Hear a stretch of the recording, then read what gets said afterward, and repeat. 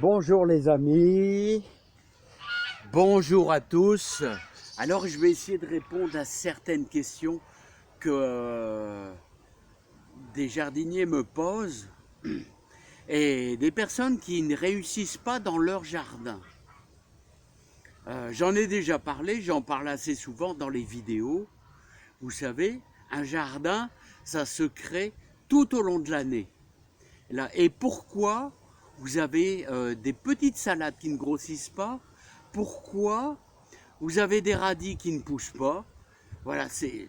Alors, il faut commencer par la base. C'est-à-dire, vous allez tout au long de l'année, bien sûr, faire un compost. Alors, le compost, c'est quoi? C'est tous vos légumes, tout ça, quand vous faites de la soupe, c'est tous vos herbes de tonte. Et c'est vraiment un mélange de tout. Et vous allez obtenir quelque chose qui est un peu noirâtre, vous voyez, hein, euh, mélangé avec tout votre feuillage, tous vos feuilles, ça va vous donner une terre un petit peu noirâtre. Hein. C'est ce qu'on appelle, ça sera de l'humus, quoi. Ça sera de l'humus. Et donc, qu'est-ce que ça va apporter? Ça va alléger un petit peu votre sol, votre terre va, vous allez pouvoir la faire travailler un petit peu mieux. Ça sera une bonne chose. Ça n'apporte que du bon. Il y a un seul petit défaut quand on met trop d'humus, trop de compost, c'est que vous avez ces fameux, j'ai répondu à une question, ces fameux petits vers blancs qui vont vous manger vos petites salades miniatures de 1 petit centimètre là. Hein. Voilà, donc le fait de mettre beaucoup de compost, ça vous allez favoriser un peu les courgettes, les concombres, tout ça, mais par contre d'un autre côté, s'il y en a un peu trop, toutes les petites radicelles vont être mangées par ces petits vers blancs. Hein. Voilà, donc ça c'est, il faut juste ce qu'il faut, mais aussi pourquoi vos légumes ne poussent pas. Hein. Pourquoi vous avez des soucis pour... alors, je sais plus, j'ai répondu à une question, je crois que c'était un monsieur ou une dame, j'en sais rien, ça n'a pas d'importance, mais radis pousse pas. Eh ben, c'est parce que, aussi bien compost, mais il y a aussi d'autres éléments que tu dois ajouter. Moi, je mets mes cendres de bois. Alors là, bon, là, il n'y en a vraiment pas beaucoup. Là, mais regarde, un petit peu de cendres de bois. Normalement, on va dire, c'est 2 belles poignées par mètre carré, 2 belles poignées comme ça qu'on jette dessus. Bon là, il y avait une pelletée que je vais mélanger avec le compost. Petite parenthèse, vous savez que votre compost, vous devez le mélanger tous les mois. Ben, moi, c'est un petit peu les poules qui font fouillis là. Hein. Donc il ne faut pas hésiter à venir bien le mélanger parce que regardez dans le fond. Comment c'est noirâtre dans le fond. Parce que dans le fond, c'est vraiment bien pourri. Regardez. Et quand c'est bien pourri comme ça, eh ben c'est super bon pour le jardin. Voilà. Hein. Même si vous avez un petit peu d'herbe de tonte verte au mois de novembre, vous pouvez l'étaler quand même sur votre jardin. Ça va se décomposer au mois de décembre, janvier. Mais on revient à notre sujet. Pourquoi les légumes ne poussent pas? Parce que le compost, c'est une chose, ça va vous faire de l'humus, mais la deuxième chose que je voulais vous dire, c'est que ce qu'il faut ajouter, c'est du fumier. Il faut ajouter du fumier. Vous voulez donner un petit peu de puissance à votre jardin, vous voulez avoir des beaux légumes, ça c'est un apport nutritif mais faible. Il faut vous mettre du fumier. Alors, soit vous allez chercher, ici moi je vais faire rentrer 4 à 5 mètres cubes de fumier de vache, novembre, décembre, que je vais étaler sur la terre et qui va... Je vais laisser étaler tout l'hiver, je vais simplement étaler et ensuite après on travaillera la terre au mois de mars. Voilà. Hein. On pourrait même l'incorporer au mois de décembre aussi un peu. Hein. Pourquoi pas. Hein. Alors, vous n'avez pas de fumier. Vous n'avez pas de fumier. Comment on va faire si on n'a pas de fumier? Hein? Alors si on n'a pas de fumier, Bah moi je vous dis, il faut aller... vous devez vous adresser simplement au commerce. Comme je dis toujours, vous avez des sacs de fumier de cheval commercial que vous allez pouvoir déverser dans votre jardin. Tout simplement, hein. Voilà. Et ça me fait penser que je vais devoir... il y a plusieurs amis qui m'ont demandé de faire voir un peu les poireaux. Donc on va aller en direction des poireaux, hein.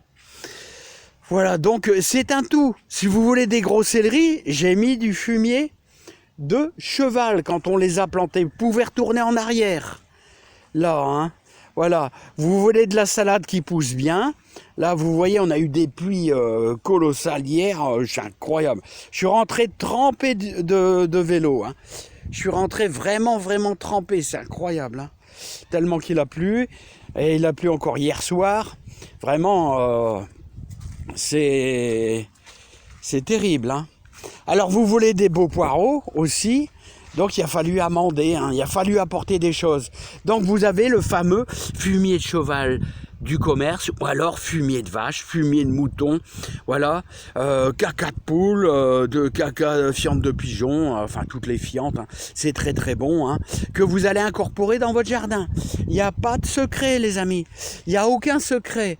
Vous voyez, pour avoir de la belle salade, de la belle scarole, hein, pour avoir de super beaux radis, de magnifiques radis, hein, il n'y a pas de secret les amis. Moi je vous dis, c'est le fumier, hein. C'est tout, hein. Regardez celui-là. C'est terrible, hein. Il faut le manger celui-là, hein. Oh punaise. Allez, on va le prendre avec. Voilà, hein. Alors, regardez. Pour avoir de la belle réussite, est-ce qu'il faut, hein, bien sûr, vous avez tout ce qui est purin. Les purins, ça donne un petit coup de fouet, bien sûr, à vos salades. Voilà, mais ce que je veux vous faire comprendre, ce qui est impératif, c'est que il faut mettre de la bouffe dans votre terre, hein. Voilà, donc... les amis, je répète encore une fois. Alors j'ai eu 2-3 questions hier. J'essaye de répondre au maximum, c'est pas évident. J'ai tellement de commentaires sur d'anciennes vidéos. Alors n'oubliez pas. Première chose que vous allez faire, vous allez, en fonction de votre grandeur de jardin, vous allez chercher du fumier quelque part. Que ça soit commercial ou chez un ami, là, ça n'a aucune importance. Et vous allez nourrir votre jardin. Vous allez l'incorporer dès qu'il n'y aura plus rien, au mois de décembre, janvier, tout simplement. C'est important, hein. Voilà, donc, je vous ai tout dit, les amis, hein. Fumier et compost. Et si vous avez un petit peu de cendre de bois, un petit peu de potasse, eh bien ça va faire l'affaire. Vous allez bien nourrir votre jardin.